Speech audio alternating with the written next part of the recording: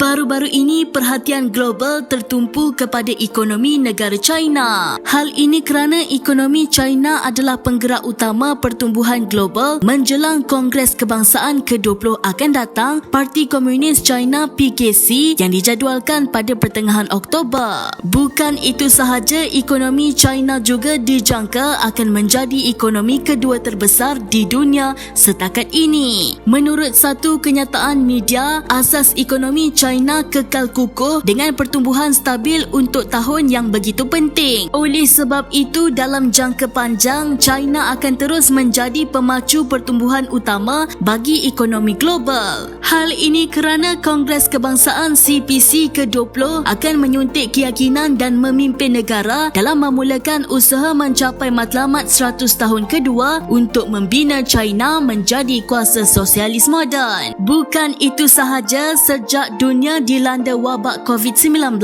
negara China adalah antara negara terawal yang berjaya mengatasi penularan wabak itu. Malah ekonomi negara itu masih berada di tahap yang memuaskan walaupun beberapa sektor terpaksa ditutup ketika itu. Terdahulu, negara China telah berjaya mengeluarkan jutaan rakyatnya dari masalah kemiskinan. Ini sekaligus membuktikan negara China sememangnya sebuah negara ekonomi paling stabil setakat ini. Melihat kepada kejayaan yang dicapai oleh negara China ini, maka tidak heranlah bagaimana negara China boleh berkembang lebih maju dan cepat berbanding negara-negara membangun yang lain. Ini juga sekaligus membuktikan bahawa negara China sememangnya sebuah negara ekonomi kedua terbesar di dunia. China, inspirasi dunia.